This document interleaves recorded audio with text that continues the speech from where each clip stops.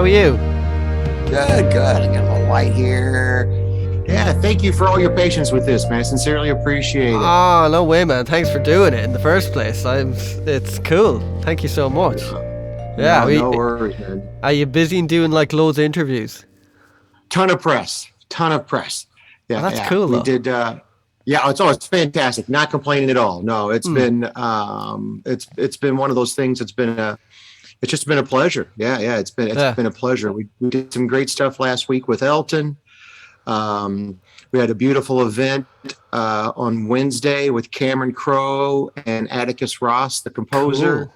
Wow. We had a beautiful event Thursday or Friday at the Grammy Museum. Bob Wow. Santelli, Jim James, Wow. Brian. And then, yeah, we've started doing, the light went out, sorry. And then we've started doing some interviews now for the international press. Oh. So we started doing that. Oh, that's class. Wow. That is really. Yeah. I loved the movie. I thought it was great. Oh, thank you. Thank you very much, man. Thank you. How did you go about getting all the people like? Because it's like Bruce Springsteen is in it, Elton is in it, and loads of people. Like, did you just ask them and were they cool about it, or how did that work out? Yeah, you know what we did? We just I put together a list, a kind of a wish list, if you will. I started with that, and I didn't want a lot of talking heads. Yeah, yeah, I didn't want. I just wanted to have like a really diverse list, and I wanted to have different genres. I wanted to have different eras, and I wanted to have different parts of the world yeah, represented. And yeah. so, Bruce, represents, the U.S., right? There's no greater icon. No, And Elton for the UK, and Gustavo Dudamel, who's from South America. He's from Venezuela, and he's a classical music conductor. And I put together this dream list and kind of this wish list, and hmm, went out to everybody, and everybody said yes. that's Uh, cool. yeah, no, it couldn't. It was one of those things. It was, I don't know. You'd have to be a pretty big hard ass, I think, to say no to Brian Wilson, right? Yeah, yeah, yeah. How come Van Dyke Parks didn't do it? You know Did you what? ask him? There's some that I mean, I didn't. To be honest with you, I didn't ask Van Dyke. There's a lot of Right, people that are not in the film simply because they're in so many other films about Brian. right. I get you. I get you. Yeah, and Van Dyke, who is a you know incredible contributor and a great part of Brian's story, Hmm. but he's pretty much in every Brian Wilson documentary and every Brian Wilson book. Yeah, And yeah. then, so there was a kind of an effort on my part not to, to try to kind of reduce some redundancy I if get you. possible. Yeah, And unfortunately, kind of Van Dyke kind of fell into that category. yeah. Well, it worked though. I loved it. I love the idea that you got Brian in a car talking because you could see that it kind of he did wasn't. I'm sure he was aware there was like a GoPro or a camera on him, but you could see he was more at ease because every interview I've seen with him, maybe not the Smile documentary one, but most of the other ones, he's very monosyllabic answers. It's just like yes, no, yeah. And you can see he just wants to get the hell out of there. But this, you could see he was at ease and he was like more open when he was talking. Was that purpose? Obviously, it was purposely done, but when did you come up with the idea to do that? Yeah, no, that was exactly it. Is precisely the issue was that every Brian Wilson interview you've ever seen, whether it's on YouTube or in other documentaries, you can just tell he's uncomfortable with doing interviews. He just Yeah, doesn't like them. yeah. And I tried to do an interview. I tried a couple of different ways, a couple of different styles to Hmm. try to kind of ease Brian, and none of them really seemed to kind of work. Right. And I knew after my last attempt, which you see a little bit of at the beginning of the film, that's me trying to interview Brian at the very beginning of the movie. And Right. I do that to kind of show how difficult it is. And he just, he just doesn't like it. He just doesn't like it at all. I mean, to put it simply, he doesn't like sitting down under the lights with a microphone on, answering questions. Makes him feel uncomfortable. And I failed pretty miserably at that. I was like, man, Yeah. Brian, so I was like, I'll never work again. And but Gene Cleaver's, Brian's publicist and manager, suggested that I talk to Jason Fine, Rolling Stone. And Jason had been interviewing Brian for years, and they developed a relationship. And so I spoke to Brian, or I'm sorry, I spoke to Jason, and Jason said that, look, man, he goes, when I interview Brian, I try not to just set him down and get my 20 minutes with him, right? Like Right. that always seems to be, the way to really interfere with Brian is to try to get that answers out of him in 20, 30 minutes. And Yeah. he goes, I'll just spend a lot of time with him and driving around. And Jason had written a really beautiful article called Brent Wilson's Better Days for Rolling Stone. And in that article, he describes going out to sushi and going out to dinner, and they went to the movies and saw the Wrecking Crew documentary and all these kind of, and I thought to myself, that's the movie I want to see. Yeah. That's what I want. So I pitched Jason the idea, and he said yes. Yeah. So yeah, that was how it all came about. Oh, it's great. I really thought it worked. I felt sad seeing Brian at sometimes, especially when he was talking about he didn't know about Jack Riley. I was like, whoa, and you could just see instantly he was welling up and getting sad, and it kind of breaks your heart seeing the guy like that because he's such a sweet. You can tell he's a really sweet person, and he just went kind of quiet, and then asked to play "It's Okay," and I noticed maybe that was just me being too, you know, looking at it too finely, but I noticed every time he kind of felt a bit off, he would ask to put on "It's Okay" by the Beach Boys. That's one thing I Yes, kind of yeah. noticed. I don't know, was that No, did it? that is something that Brian, that was a beautiful discovery for us, Right. in the film is how, because you see him ask for "It's Okay," I think 2 times in the film, Yeah. but we obviously, we shot about 70 hours with Brian in the car. Wow. So he asks for that song a few other times. Anytime that he starts to kind of get, a little nervous or a Hmm. little scared, he would ask for that song. And I just thought it was amazing that he used that song as almost like a mantra, as something that soothes him. And it's a song that I hadn't paid too much attention to as a Beach Boy fan. Yeah. It's a fun song. I thought it was nice, and I Yeah. didn't pay that much attention to it. Yeah. But when you see Brian request it and how Brian uses it to help him, then I go back I go back and I listen to the song, and it's like, wow, this Yeah. is an amazing song now. And I read the lyrics, kind of applied it to Brian for the first time, and "It's Okay" is what Brian tells himself. Like, it's okay. The voices aren't going to get me. It's Hmm. okay. Hmm. And so it's a pretty, I think, for just kind of a lack of a better word, kind of a miraculous revelation to see Brian use that song and those lyrics, and to calm himself down. Yeah, yeah. Yeah. Yeah. It was sweet. It was sweet, and I think most people are going to pick up on that when they watch the documentary. You could kind of feel it from it, and yeah, there's just a sweetness I always liked about Brian. I always felt personally an affinity with him.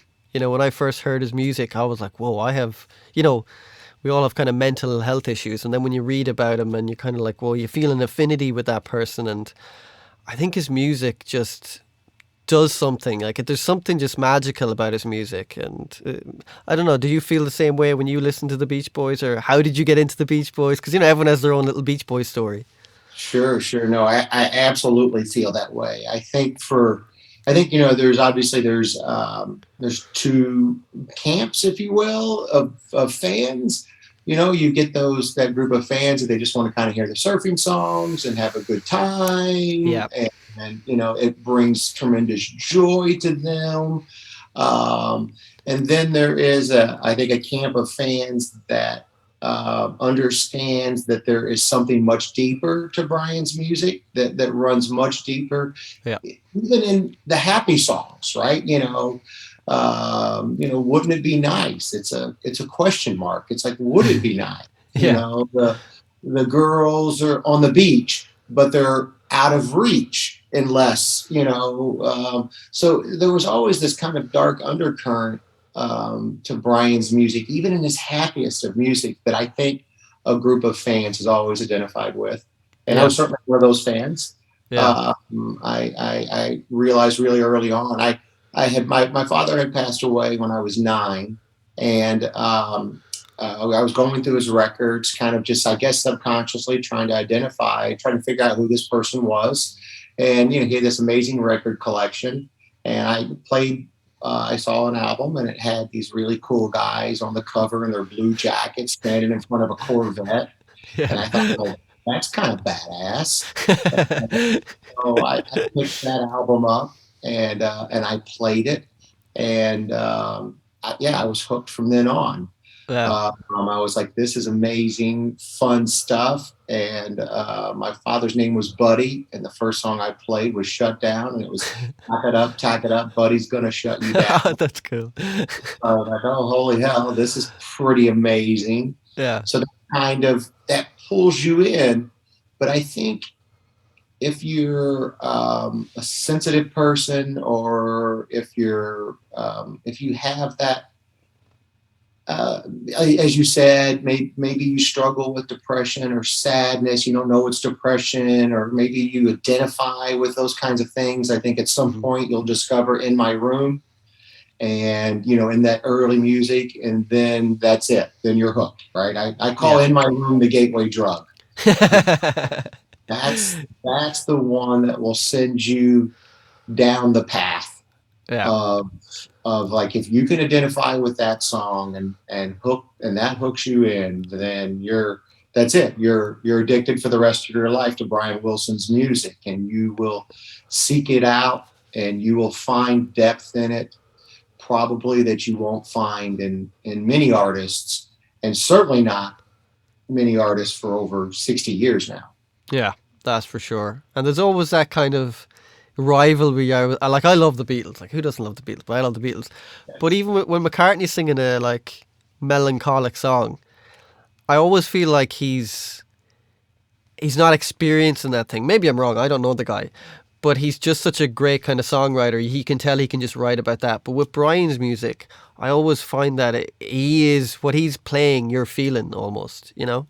No, 1,000%. And you're right. I mean, maybe Paul suffers, and we don't know that, No. but you're right. I think he's just an amazing songwriter, and he's able to tap into those emotions. To whereas with Brian Wilson, he's living those emotions. Yeah. And when he says he's a cork on the ocean, when he says that, he's a rock in a landslide, he feels that way. Yeah. And I think that's the difference with Brian and Paul, in my personal opinion, because I agree. Is that I think Paul can tap into it, but Yeah. Brian lives it. But Brian Yeah. lives it. Yeah. That's a good way to put it. He taps into it for sure. For sure. How many like drives did you actually take? Was there just like, was it one? I'm sure it was a few of them, or was it just a No, few it long was. ones? Or Yeah, we did it over. I want to say 8 days. I think we did 8 days of oh, driving. wow. Yeah, but it was spread out over 8 days over, I don't know, 9, 10 months, or 8 or 9 months, something like that. Maybe Mm. 6 months. I take that back. About 6 months, because Jason obviously is the editor of Rolling Stone. He had a day job, Yeah. so Yeah. so I had to work around Jason's day job, and Brian constantly tours. Mm. And so we had to kind of work around the tours. So yeah, getting those guys to be able to kind of be together for a day or two. I think we did them in 2 day blocks, if I remember correctly. We would always try to do 2 days at a time, but we Right. never did more than 2 days. Right. And I think we did 8 days. So I think those 8 days were spread out over about 6, 7 months, something like that. And again, almost about 70 hours. So we would do about 6, 7, 8 hours a drive, and the camera's just rolling the whole time. Wow. What was it like being in the studio when he was recording the tracks? That must have been savage, man. It looks Uh, so cool. Yeah, it was an incredible moment, but I'll take with me the rest of my life. Yeah. It was one of the greatest days of my life.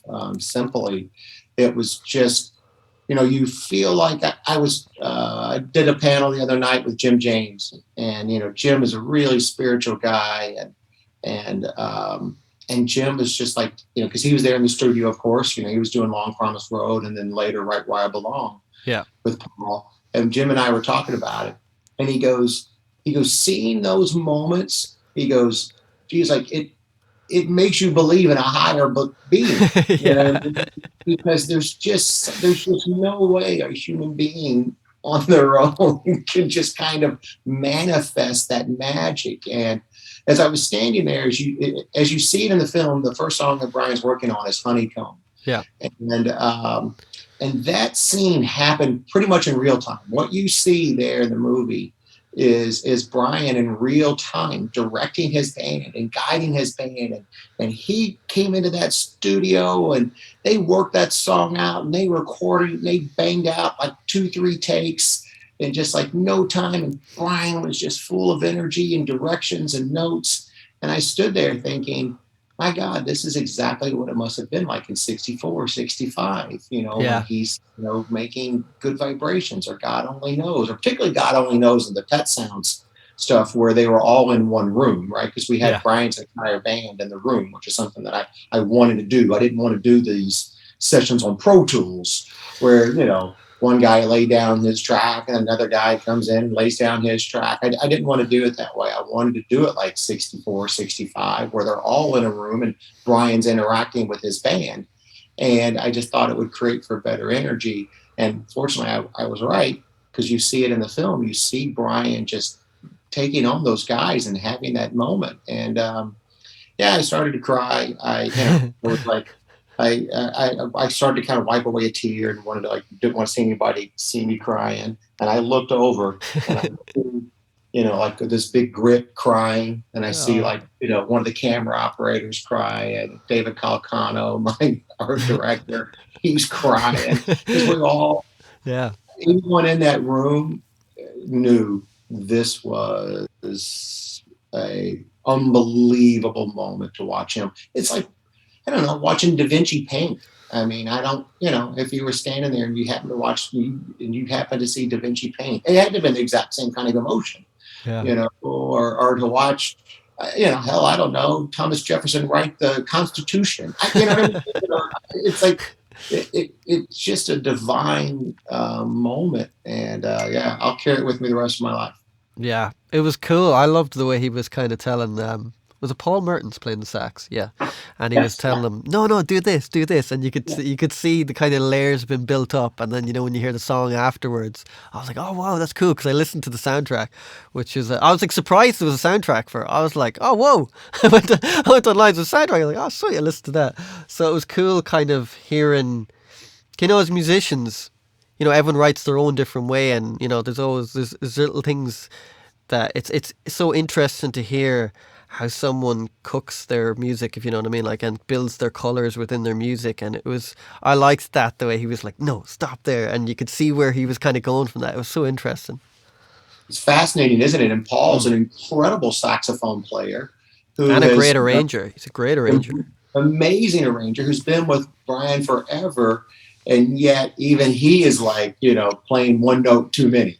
Yeah, And yeah, yeah. and like, Brian's like, no, I hear 3 notes here, not 4. Yeah, And yeah, and there's nobody who could get into Paul's head or Brian's head more so probably than Paul, right? right. And yet even Paul couldn't get into Brian's head, Yeah, you know, yeah, yeah. which is, I think that's for anybody who knows Brian's band, and or knows Brian, knows how important Paul is in Brian's life, and important to him musically. And yeah, even he, for all the times that he has spent with Brian, he can't get inside Brian's head. That's Yeah, cool. Brian's like, no, man, you're playing one too many notes. It's this, ah, ah, ah. And That's Paul's cool, like, man. oh yeah. That is cool. You can see his band, like Darian and all them guys. They're so, you can see how supportive they are with him. They Yes. take their time with him and they understand. And I think he needs not I don't know Brian, but I think he needs that kind of comfort to feel comfortable and not feel overwhelmed because he's an introverted guy in an extroverted career almost. Great way to put it. That's a man. You're absolutely right. He's an introverted guy in an extroverted career.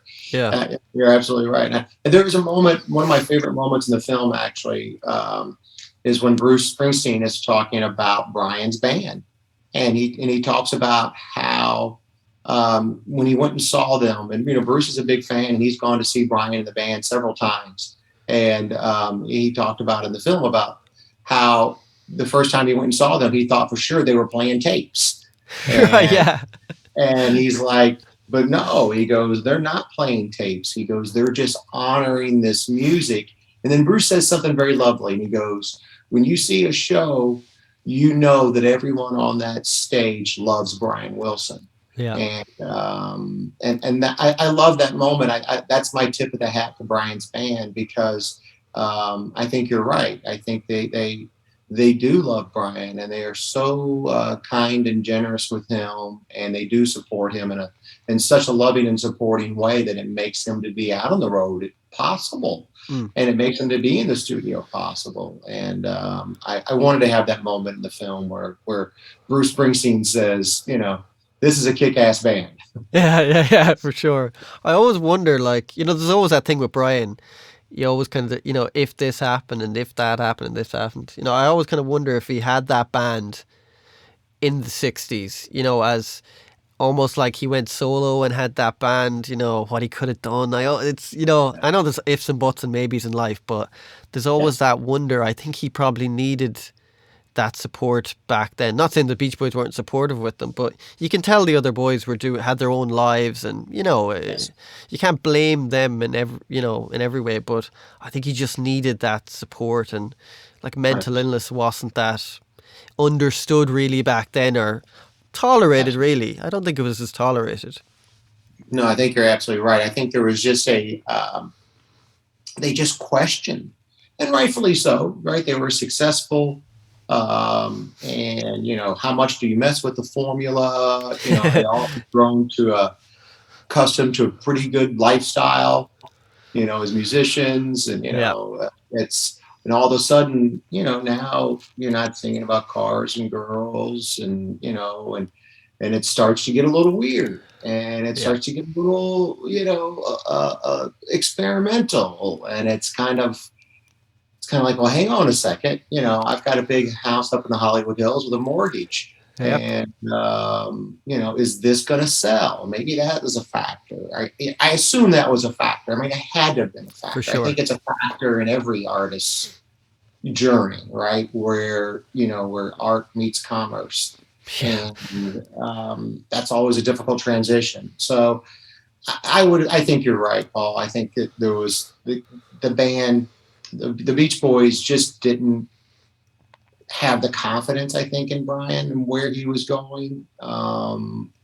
Maybe they did later, but certainly Brian's band now, through history and hindsight, can go, all right, I'm going to do whatever this guy says. Yeah. No matter how weird it is or how unique or, whether or not I agree with it, I'm going to do it because he's Brian Wilson. And I don't think he had that support from the Beach Boys. Yeah. And that coupled with, Brian's own issues, right? His own addiction and health issues and things like that certainly made for just a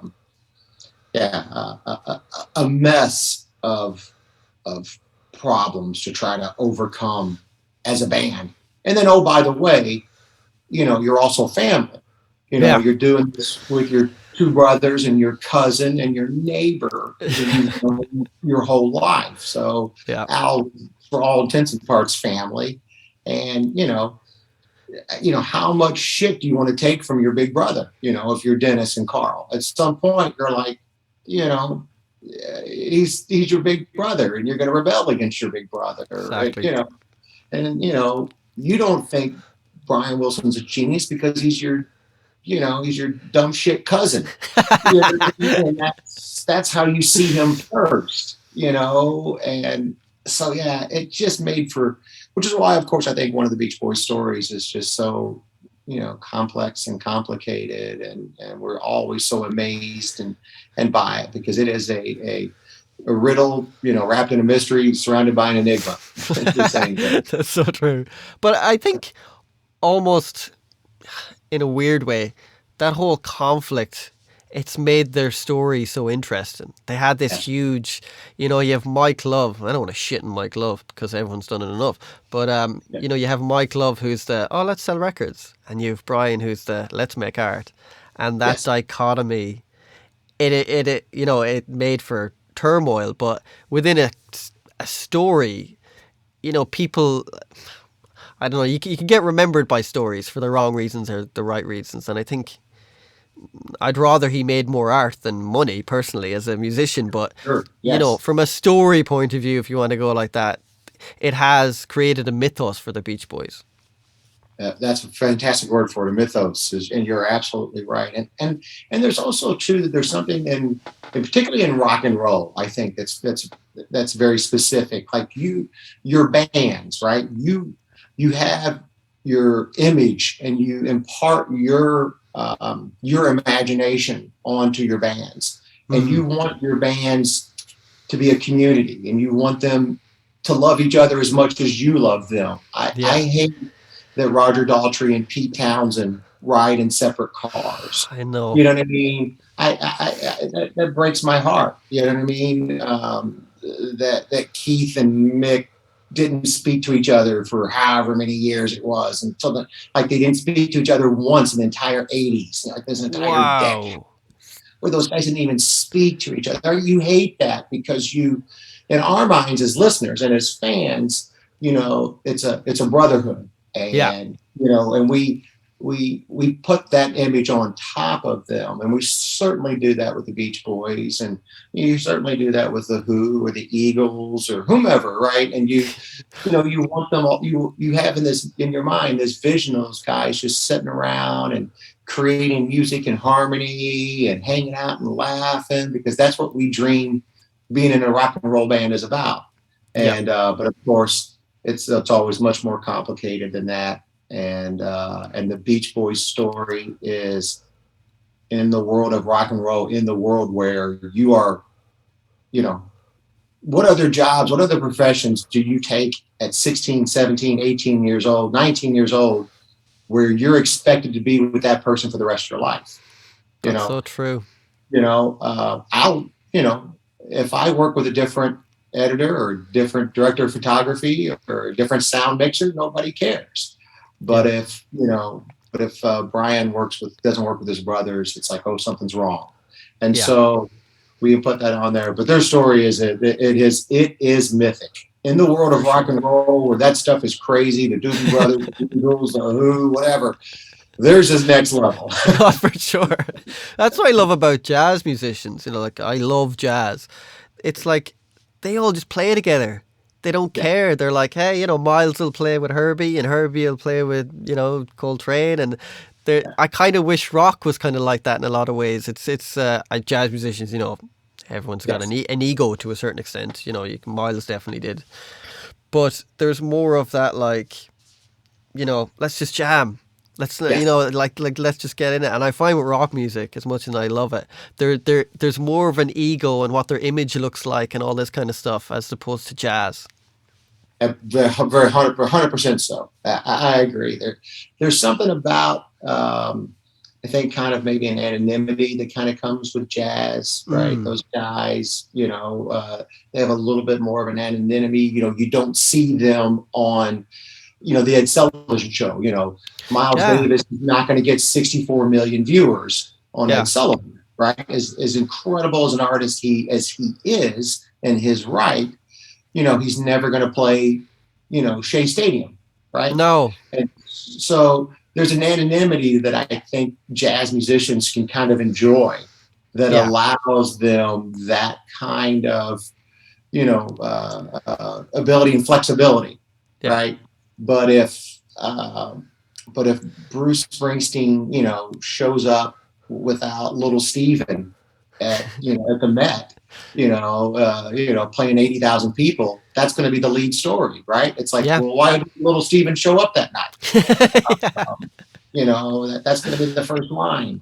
So, you know, I do. I think they enjoyed an anonymity that doesn't come up with rock. And I'm like you. I wish there was. I wish they did have that freedom Yeah, that Brian can just go make his music with whomever he wants to make his music, or yeah, or Don Henley, or whomever. You know what I mean? I think some of those moments. I know the Beatles tried it. That was great. You'd see Eric Clapton playing on kind of the Beatles songs and yeah, that's cool. things like that, but you didn't see it. Yeah, You know what I mean? It was like they yeah. would come in and kind of jam in the studio, but if Eric Clapton ever played Ed Sullivan with the Beatles, I don't know, man. The world would probably have caught on fire. Have you seen the Get Back documentary?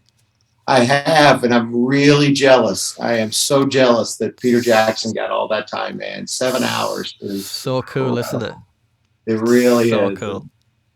I love the fact that they gave him that much time to tell that story, because I think when you see that film, it's and I try to do this with the Brian doc too. It's like I try not to make just the film. I try to make almost kind of an historical record, Yeah, what it's like to be with Brian Wilson, yeah. what Brian Wilson is like. Hmm. My thought was, 100 years from now, if somebody's going to make another movie about Brian Wilson, and I'm sure they will, and then maybe it'll be projected on a hologram or something, whatever the technology is going to be in 100 years. I want them to study this documentary as this is what Brian Wilson was like. And I think you get that obviously with the Get Back, right? Like when you see that footage and that amount of footage, you get, okay, this is what it was like to be in the studio with the Beatles. And it becomes more than a film, it becomes an historical reference. And That's true.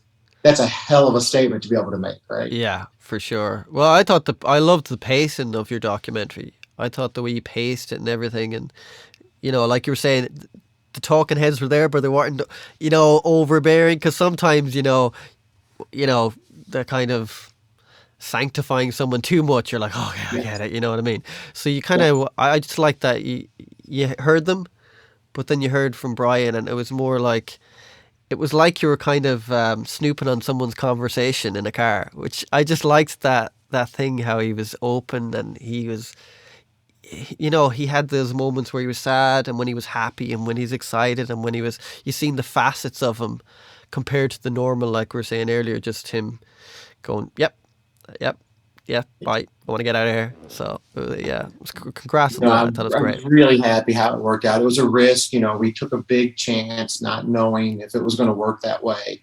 not knowing would Brian respond. And right away, as we started to kind of pull out of the house, he started to talk about Dennis, that scene where he talks about Yeah, Dennis. didn't hear the That, record. I was like, yeah, whoa, how has he yeah, never heard that yeah, record? yeah. I'm sure he It's, has. I'm sure he has. He has to remember back in the well, 70s. exactly. And I think there's a part of that. And I've said that in some other interviews before, because I think a lot of people are like, I know Brian has said he's heard that record. And I think some people, have even noted that Brian talked about Jack Rowley in the past. But Yeah, my kind of thing is that this is what Brian's remembering now. yeah, And, it's not necessarily an historical documentary. It's an emotional documentary. yeah, And if Brian doesn't remember listening to or listening to Pacific Ocean Blue, well, then that's good enough for me. yeah. And that is his reaction right now in his mind. He's hearing it again for the first time. And that's a pretty remarkable thing to witness. And Yeah. I told her, I thought it was going to be too painful for him. And Right. I told our DP, guy, Max Smee, really nice guy. And I said, look, Max, I said, I think he's only going to be in there for about 10 minutes listening to this album. Don't even bring in the tripod. Let's just go in and, capture this moment. We'll get in and get out. And poor Max had to sit there handheld with big camera rig for almost 50 minutes Wow. because Brian listened to every song in its Oh, wow. entirety of the album. Every song in Wow. its entirety. Wow. That's a great record. I love that record. Like Amazing record. Farewell My Friend, I think that is such a beautiful song. Yeah. I always thought that that'd be a song if Brian heard, he'd be like, okay, I dig that kind of song. What was his reactions? I know you showed parts of it in the thing, but when he was listening to the whole thing, what was his reactions? Was he commenting on different things or was he just staying still? Yeah, I think he was just taking it in, right? Mm. Like, you would see those moments where he would just kind of nod and go, good, that's good. And I think he was just proud of Dennis. Yeah. So I don't think he needed to kind of break it down or comment on it or anything like that. I think it was just pride. He's hearing the songs and he's liking them and he's just Yeah. going, that's a good song, because he kept saying good a Yeah. lot. Good, and he would say it with like pride. Mm. And so I think that's one of the themes of the film, that I was surprised by myself. I didn't expect was going to come through as much as it did. And I don't think any filmmaker really understands what they've got until they get in the edit bay. But I certainly didn't expect when we started to kind of piece it all together how much Brian was going to talk about Carl and Dennis and Right. how much he was going to express his love for his brothers. And I think in some ways, Brian was saying things that he wished he had said to Carl and Dennis. I think Brian wishes he could have told Dennis, hey, that's a good song. You Yeah. know, I think he wishes he could have told Carl that Long Promised Road is a good song. And I like this song and I play this song. Yeah. And I don't, of course he didn't. But I feel in some ways this film kind of gives him that opportunity to be able to do that. Yeah. I'd say a lot of that stuff is, and I'm just saying, I don't know, but his father, I think their father had such an influence on them and the way they kind of communicated with each other because, there is that saying your parents fuck you up. But, so I just think there was always that kind of thing where they were always going to be a little distant with each other, but inside probably they just didn't know how to say it because the way their father kind of was with them, he did a lot of bad things to them, especially selling the catalog. I thought that was just such a that would eat you up for sure. Yeah, yeah, no, absolutely. I think, those children that survive abuse, right? And Mm. Murray was abusive. He was physically abusive. And children that are survivors of physical abuse, you're right, they are repressed, right? Yeah. And they seek ways to express themselves in different ways. And, whether that's through drug and alcohol or food or rage or unrelenting pursuit of something. For Brian, it was music and drugs and food. Yeah. Yeah. For Dennis, it was love, and it just they all express themselves in different ways. But you're right, because I think they could not. They felt it internally, but they could never express themselves. And I think that's a pretty common theme with victims of abuse. And they didn't. I don't know if they ever told them that they loved each other and how much they admired them. And Yeah. the little moments that I found where they did express it, I included in the film. I went through hundreds of hours of radio interviews, and I found that one little bite from Dennis talking about, to hear Brian Wilson record is to hear love. Uh, And I love my brother. And I went through hundreds of hours of radio interviews of wow. Dennis to find that little moment. And the same moment with Carl talking about it. And it was important for me to try to set that record straight. You know Yeah. what I mean? Because I think if you follow the Beach Boys, you follow Brian, you read about kind of the animosity between the brothers, and you read that it was a very complicated relationship, and that's all true. Mm. But I don't know how much you've read about how much they love each other, and that was really important to me personally when I discovered Brian talking about it so much that be expressed in the film. Yeah. That was lovely to see. And even on another slightly odder thing, you could tell he had this weird love and I wouldn't say hate because I don't think probably Brian hates anyone, but for Landy, you could see that kind of he did him wrong, but also he did him right. You could see that. Oh, that's amazing insight, because you're absolutely right. I mean, Brian is incapable of hate. He's incapable of saying anything bad about anyone, Yeah. even Landy. that's as far as he'll go with Landy, what you see in the film. But as you said, he also gives him credit. He gives him Yeah. credit for losing weight. He gives him credit for getting him off cocaine and getting him off cigarettes. And, the worst thing he says is like, well, he used my name, Yeah. he took the money from me. And that's as bad as Brian has the ability to go, right? He just doesn't have it in his heart. And we wanted. There was a member of I think they called them the surf Nazis or something. I can't remember what those guys were called. The real Beach Boy fans and Brian Wilson fans will know that term, and I think that's what it was. There's a term, but there was the guys that worked for Landy. Well, the guys with the And cameras that went round, those yes, muscly dudes. Okay. yes, and those guys were apparently some of those guys. There was one or two of them or something that were really rough with Brian that Oh. Jason knew about, and he wanted to get Brian on the record talking about those guys or one of those guys. I'm not sure which one it was or whom it was, but Brian wouldn't even talk bad about him. He just doesn't have it in his heart to say bad things about anyone, and Wow.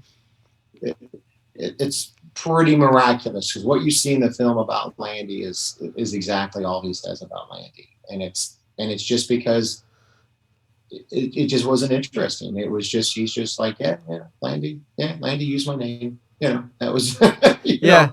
than that, he got me off drugs and he got me healthy, and he was embarrassed by how much he weighed and how he looked. And as far as he was concerned, Landy got him looking good again. And Yeah. he's proud of how he looks. And he's proud that he doesn't smoke. And he's proud that he shaved his beard, right? I tried to tell him, I wanted him to have a beard. I said, because there was a Christmas break or something. And he grew a beard out. And I was Oh, like, whoa. and Cool. I'm like, Brian, don't shave. I want to shoot you with your beard. He goes, I want to see Brian Wilson with a beard again. And it was one of the few times Brian said no. He's like, no, having a beard means you're lazy. And Oh. I'm like, what? And he goes, that's what Dr. Landy told me. If you have a beard, that means you're being lazy. Oh, And wow. and he goes, so that's why you've got to shave every day. Okay. Well, me and you were screwed, so. Exactly. Yeah, that's it, man. That's it. I saw him the other day and I was like, Brian, any chance you're going to grow a beard again? He goes, nope. I thought he looked so cool with the beard. I loved all that 70s beard stuff. I was like, come on, lads, get the beards. Come on, man. Exactly. Get the beard. It looks great on you. But he Yeah. does. Landy instilled in that in him, and he applies it to this day. If you don't shave, it's just because you're lazy. And I Wow. probably argued I guess, by the way. How, from a kind of production level of a movie, how long do you just storyboard everything, and like how much pre-production before you actually even get to talking to Brian goes into it? Because I can imagine it's so much work even before you talk to him. Absolutely. The one thing that we had that we wanted to try to do was, Jason and I kind of took a Hippocratic oath, if you will, where we said we would do no harm. Okay. So said that, if Brian doesn't want to talk about something, then we're just not going to talk about it. If he starts to grow uncomfortable, we're not going to push him. And that's Jason's interview style to begin with. So it wasn't that big of a decision to make. Yeah. But I let Jason know that I believed in that as well. At no point do we want to hurt Brian. But the biggest issue with Brian from a pre-production standpoint. So I'm sorry, going back just a little bit. So we didn't have a lot of kind of questions going in. We would kind of let the questions lead us and look, where does Brian want to go? Where does Brian want to talk about? Mm-hmm. What does Brian want to discuss? And so we wanted the conversation to be much more natural that way. So we didn't do a lot on that. From a pre-production standpoint, one of the things that we did do though is that we had to clear, of course, we're shooting here in LA and permits and all that stuff, and you just can't show up at places and in LA. So we were clearing, locations by the hour, Right. because if Brian was like, no, I don't want to go there, I want to go here, you're doing these constant, this constant juggling. There was a restaurant, for example, I can't remember the name of it. It was a Mexican restaurant that Brian went to. I think it may have been El Cholo. It may have been El Cholo. on Western Avenue in downtown LA, a restaurant that's been here since like the 30s. Wow. And Brian's family used to go there all the time. And Jason and I thought it would be like his dad, like they would go there like on a Sunday or something. It was Right, like one of right. his dad's favorite restaurants. And it would be a family dinner out, to go to El Cholo's. And it's still there. It's still open, and the original is still there. And so we must have cleared that restaurant. I'm not exaggerating, Paul, 10 times, Whoa. and set up tables, got permission to shoot there. And every time we would bring it up, Paul or Brian would go, no, I don't want to go there today. Let's go there tomorrow. And so go there tomorrow. All right, Brian, we're going to head down to El Cholo. No, no, no, I don't want to go there today. Let's go next time. And we must have done that 10 times. And I felt Wow. so bad for that restaurant, because, so there was a lot of that kind of just scrambling around, trying to, do what Brian wanted to do. Yeah. It was like, we tried to clear, like, does he want to go into the houses? And so we would set it up so that we could go into some of the houses. And he's like, nope, I don't want to get out of the car. Well, you could work to get that, right? In case he Yeah. did want to do it. But if he didn't want to do it, we just simply didn't do it. And we would call people and say, we're sorry. So there was a lot of apologies because there was a lot that was cleared and a lot that was set up that Brian just didn't want to do. And so, Yeah. yeah, a lot of work put into that, and then a lot of work apologizing to people that we didn't do it. Right. I can imagine that. Was there many other ways you were going to interview him apart from the car? I know you said you sat down and did at the start and thing. Were you going to do like because it was that bit at the start with the restaurant, which I liked, and I liked when you said you were getting the bill, and he was like so happy that you were paying for the meal. I love that. He's just such a funny guy. Yeah, he really is. Yeah. So how it kind of evolved was I did the very first interview with him, and it was audio only in Studio 3 over at Western, and Cool. which is which of course is the Pet Sounds room. And that was my first interview with him, but there was no camera. It was just me and Brian and a microphone. And that was not Right. very good. Right, Okay. right. So then I was like, well, if it's only going to be audio only, I need to, I got to have something better than this. So this isn't going to work. So then I had this idea that, well, what if we bring him back to us? Because I wanted to kind of do them in the studio. So I said, well, what if we go to Capitol Records? And we went to Capitol, rented out Capitol Records for the day, Studio A, the big studio where he recorded all his first 3 albums, Wow. and had him sit at the piano, and I had him surrounded by kind of friends. So I had Mark Lynette there, who's a longtime mixer and engineer. We had Gary from his band, and we had Alan Boyd, who's a Beach Boy historian, and I think Darian. And we just kind of had them sitting around Brian at the piano, and those guys sitting at around the piano, like at a piano bar, if you will. And we had a little station set up where we could cue music, and the guys could play some songs for Brian and kind of have a back and forth conversations, kind of like buddies sitting around a bar, if you will. That's cool. And so we tried that, and that was just okay. I mean, it was still. If I had kept kind of pushing on it and pushing on it and pushing on it, I maybe could have got there, but I think it would have been really, an unpleasant experience for Brian. Right. Because it wasn't terrible. It wasn't a failure, but it wasn't great. And I could just tell Brian, and he kept looking at his watch. It was always one of those, Never a good sign. yeah. It's like he answered a question, from Alan or something, and he goes, no, that's that melody was from this song or something. He would answer, and then he would look at his watch, and it was like, right. I never wanted him to feel that way. So we did try that. Like I said, I could have pushed him, but I didn't. And and then we just came. Then that's when we came to the car idea and said, okay, let's. And then I did do an interview up in his piano room, up in his music room. Right. That you see that at the beginning of the room. Yeah. That's Brian's music room and his piano where he works. filled with all his memorabilia and stuff and all of his awards. And at that point, I'd already been working with him for several months, and I thought it might be a little better, and maybe we can try this again. And no, it didn't. How does that make you feel? Because that must be kind of, you're trying to make something that you want to make, and then it's kind of not working. How do you feel? Like, do you ever go, oh, I'm not going to do this, or are you constantly just trying to keep thinking of different ways to do it? Because it has to be slightly disheartening when you're trying, and you can get to where you want to get, but it's how to get there.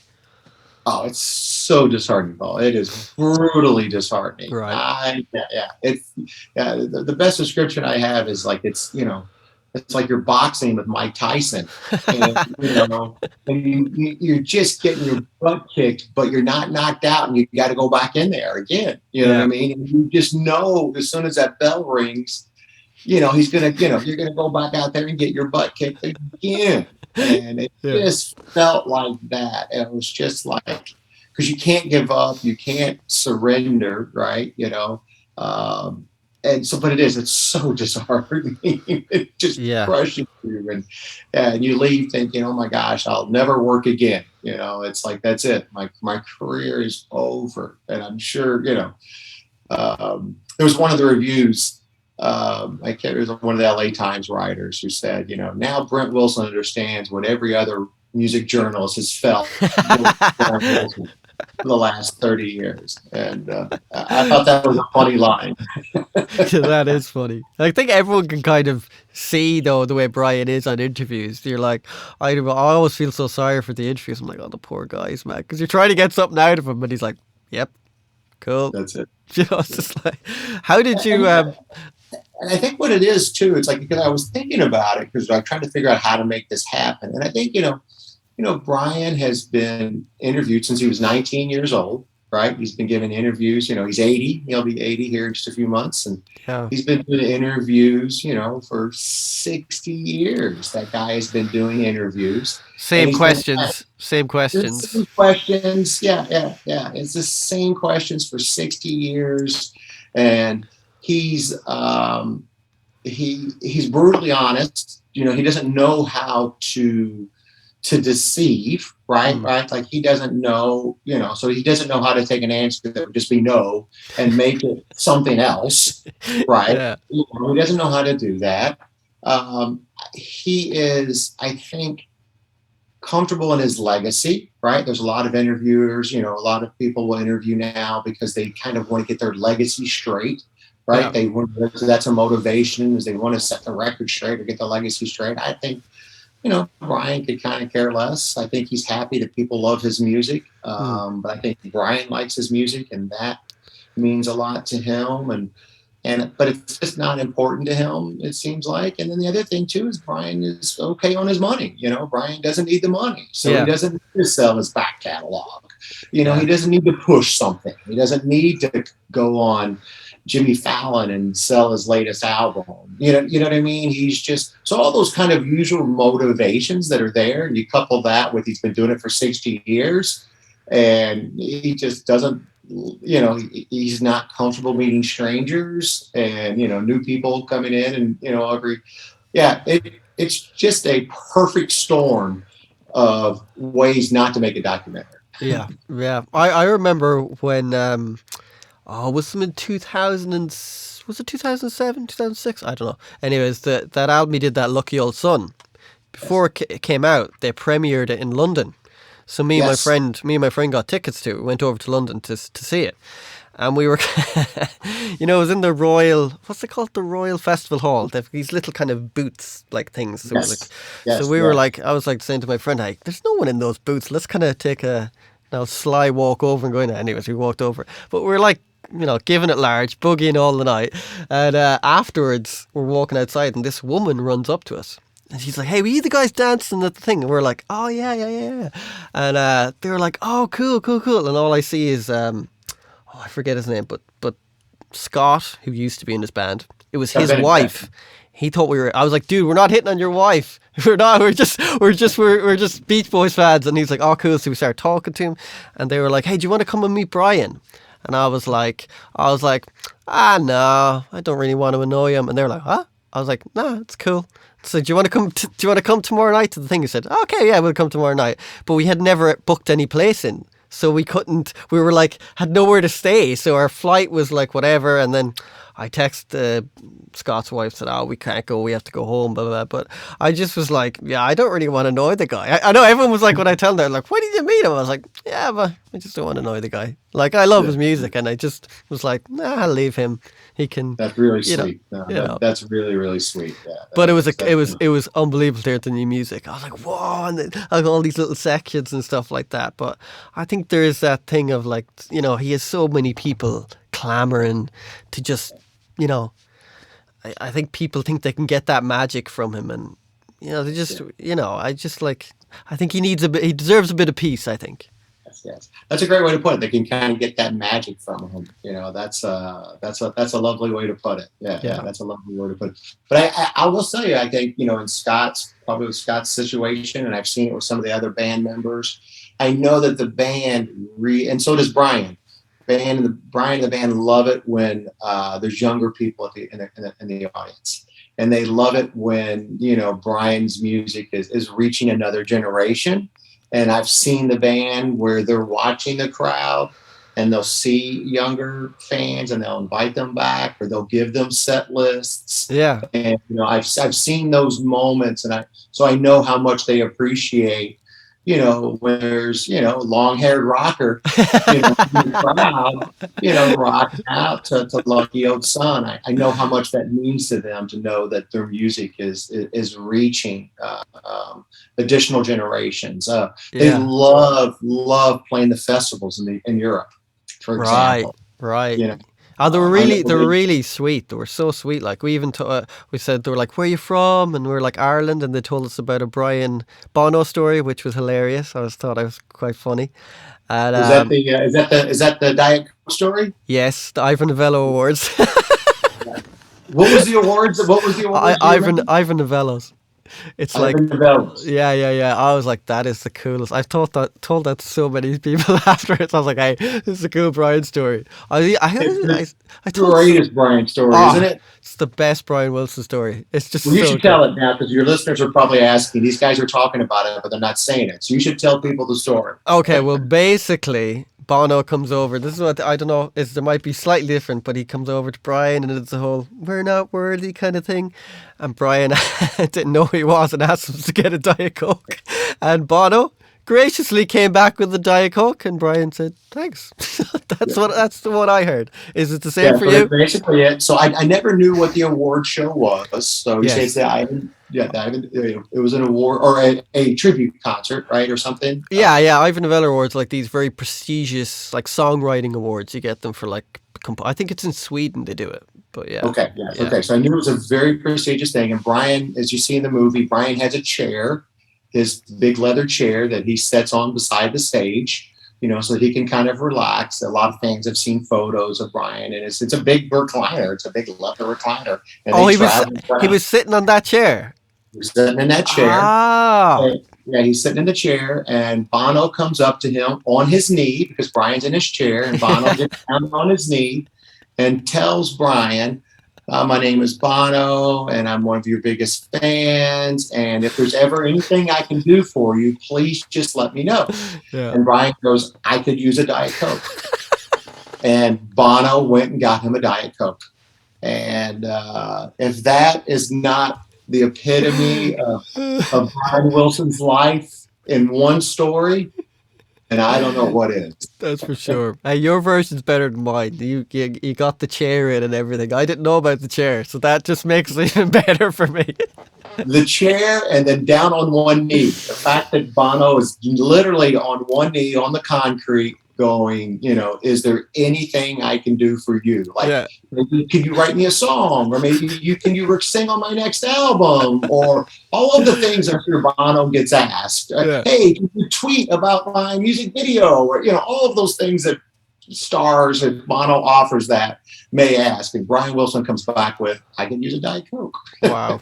And then Bono goes and gets the Diet Coke. That's the best part of the story. Yeah, that is the coolest part. I have an image of Bono running around, in the basement of some arena or somewhere, scrambling around, asking people, "Hey man, where can I find a Diet Coke machine?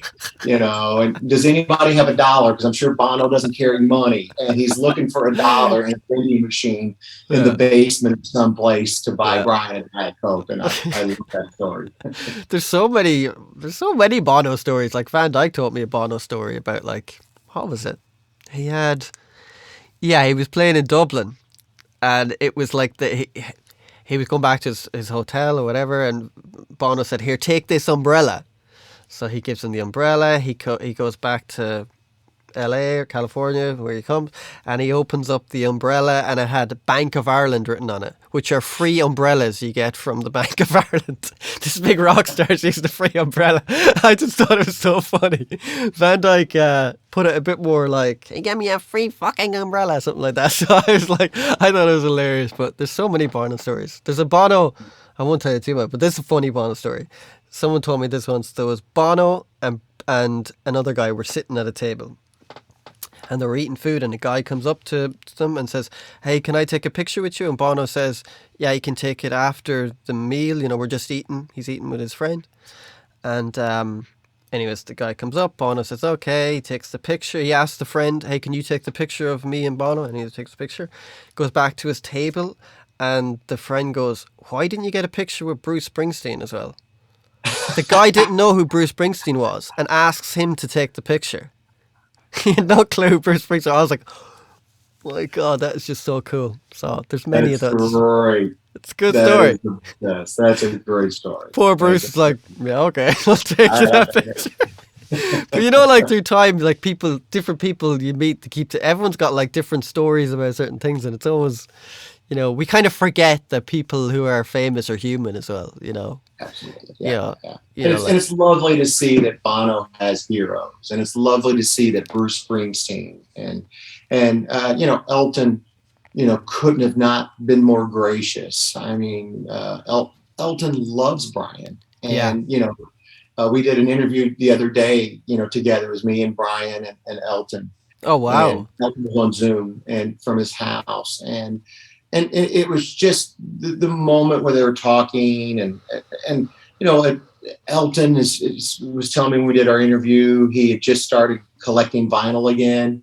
And, he was at a record store in Vegas and he had bought Lucky Old Son on Wow, vinyl. cool. And he had just came home and he played that vinyl. And, it's a conversation that you and I would be having, Yeah, as fans about Brian. And here's Elton going, "Yeah, I was in a record store and I bought Lucky Old Son again on vinyl."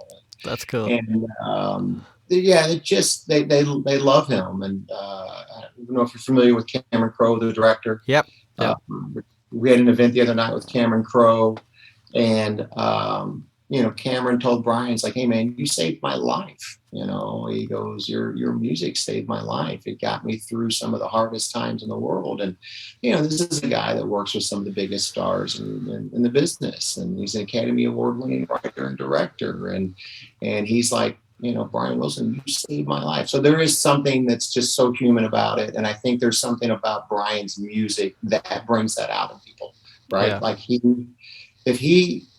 his fans, I think, are some of the most loyal fans in music, right? Like the ones that get Brian really get Brian, and they will be with him no matter what. for And sure.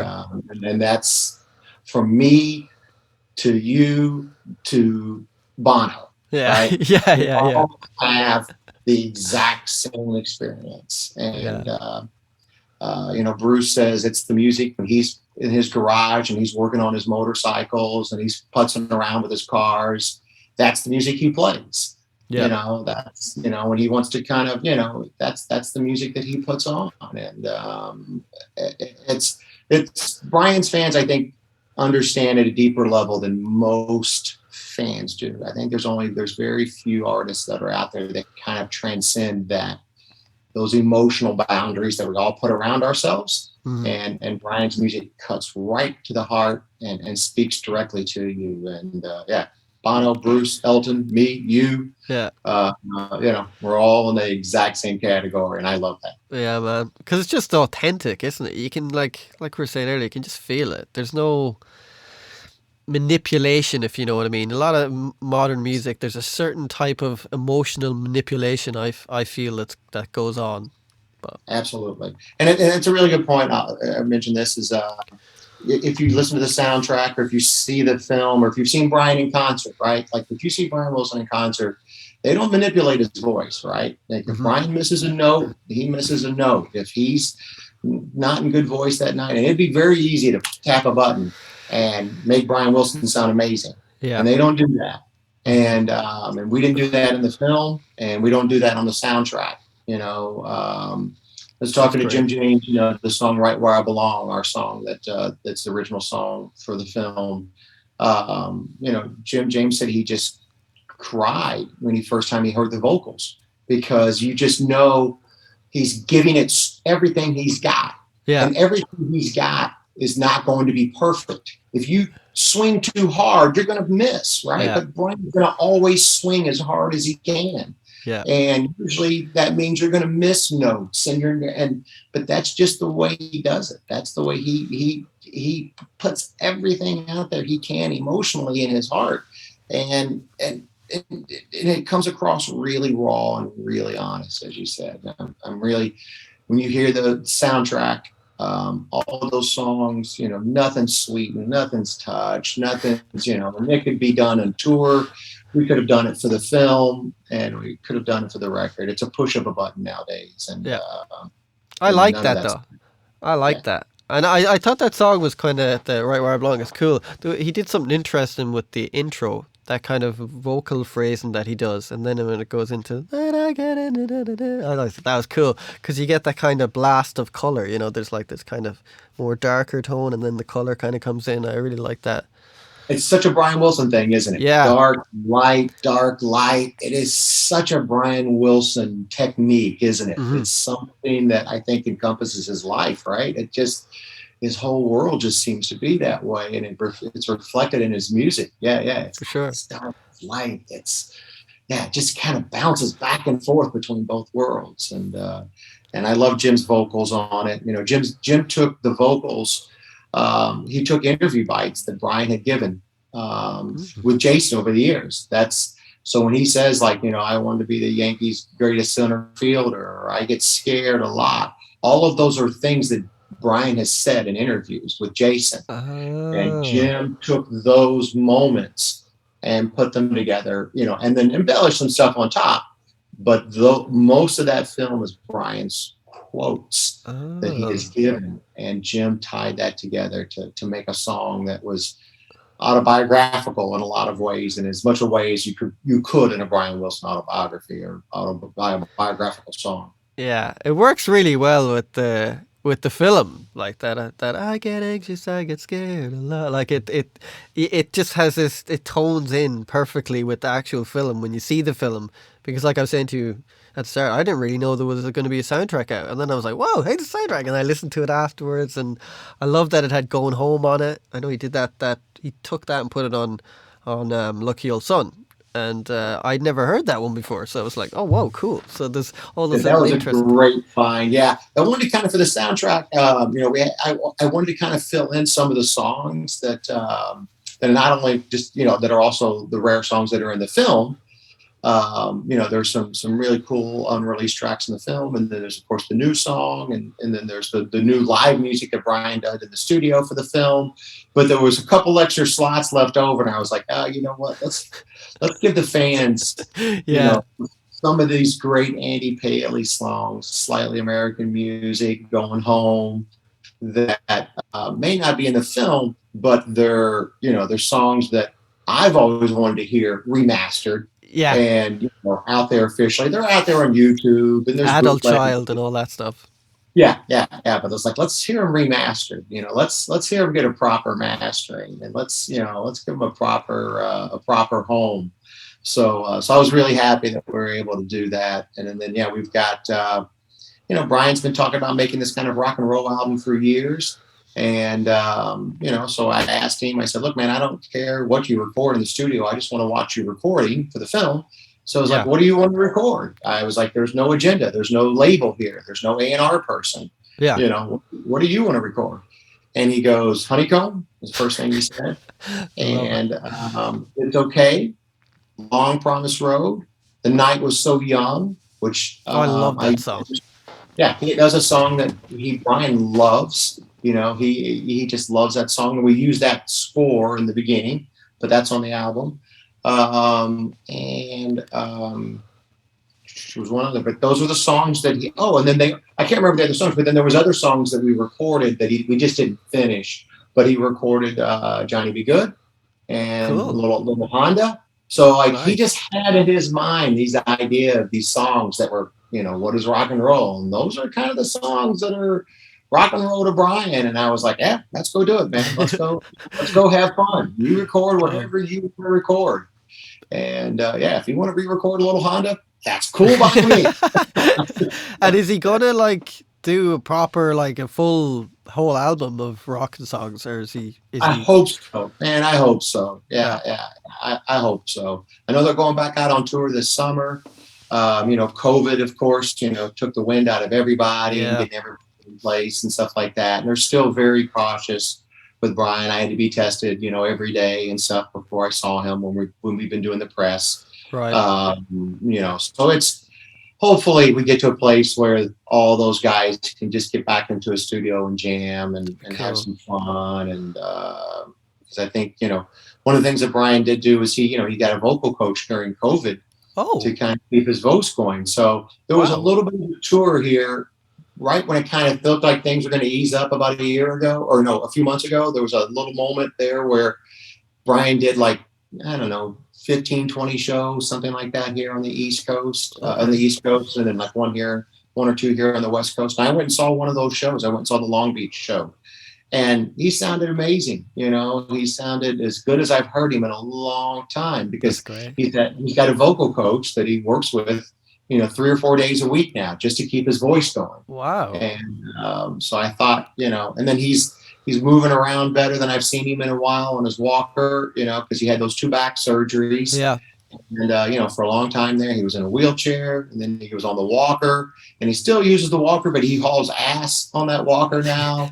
And so his back is getting better. He's still doing his physical therapy. And some good things did kind of come out of COVID a little bit, Yeah. allowed Brian to, to work on his voice and work on his physical therapy and stuff. So I'm hoping long answer to your short question was, I hope those guys get back in the studio real soon and finish up whatever Brian Wilson thinks is the rock and roll.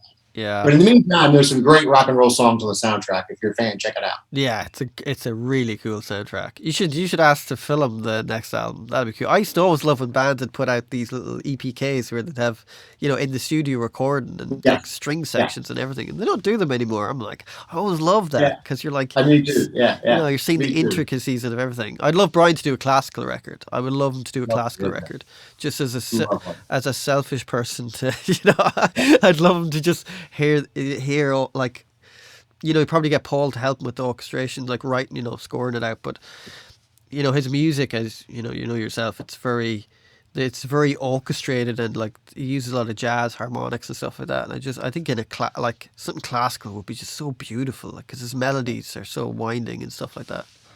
Yeah, it's one of those records you put it on and it just relaxes you. Yeah, Hearing that classical music. Yeah, yeah. It's just very soothing and it does and it's nice to hear the piano isolated. I love when I love Brian's piano work and his whole life is the piano. It seems like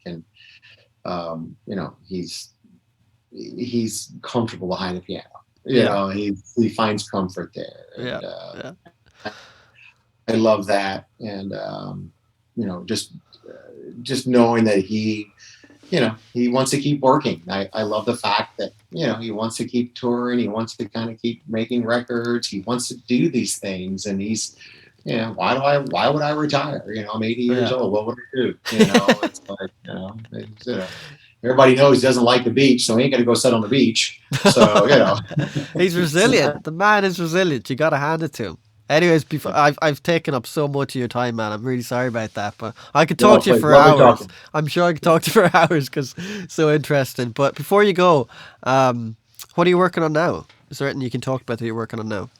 Yeah, I got a project that I should be able to announce here in the next couple of weeks. We'll be Oh, able to great, announce on a little something different, great, and then Jason Fine and I have got some projects that we're cooking up. Hopefully, we'll be able to excellent. announce soon. We want to kind of keep this going, but it's such a it's just such a joy and an honor to make these kinds of films and be entrusted with somebody's story and to be able to live with their music. Yeah, And so it's something that I enjoy, and it's something that I take not just enjoy, but it's something that I take a great responsibility with. So I kind of choose and pick them carefully. yeah, So because you got to, I don't know how to do them except to put your heart into them. Put completely in your heart. And then the other important part is you got to like their music because you're going to listen to their music a lot. yes, So if it's somebody you don't like, it's going to be pretty miserable. So yeah. it's got to be music you truly, truly love. And yeah, hopefully we'll have something here in a couple of weeks here to announce. Oh, Thank that's you. great. Well, you can tell that you put a lot of love into it. You can, it resonates from the movie, and I thought it was a great movie. Really enjoyed it. Total different kind of take than all the other documentaries, but I really enjoyed it. And congrats with that. When's the release in Europe? So I think they're announcing it this week. Oh, great. I was hoping we were going to have the date today before we spoke. Oh, But unfortunately, I checked my emails right before we got on, and they haven't officially given the dates. But there should be an announcement very, very soon with the official dates. But it'll be here in Europe certainly within the next couple of months. oh, I would great. imagine probably by the end of January, February, it should be out. So don't, I wish I had the specific dates to give you, but just look for the announcements for fans listening. Keep an eye out. They'll be on Brian's, I'm sure, Instagrams and Facebooks and things like that.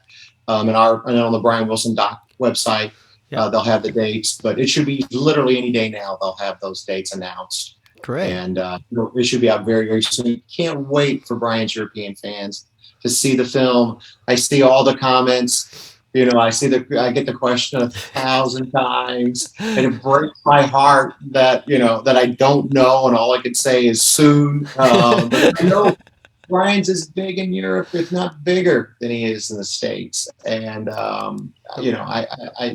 I've gotten 1,000 questions like, "When's it coming out in Europe?" And it just kills me. But I don't know. It just kills me. But I know they were. It's going to be out theatrically, and I know so much of this was dependent on COVID, of course. Mhm, Everybody's trying to mhm. find those windows, to make people feel safe, but we really want to try to get the film in the theaters in Europe and in here. We had a nice little run here in the United States for a couple of weeks, and want to be able to do that for at least a couple of days in Europe, so that people can see and most importantly hear Brian's music in a theater. Because when you hear his movie or you hear this movie and you hear Brian's music in a theater, Yeah, it is an unbelievable experience, Paul. It's an unbelievable experience. I encourage yourself, anybody who's seen the movie already, if it's playing in a theater, go see it, because just to hear Brian's music in that environment is an amazing experience. I'm definitely down for that.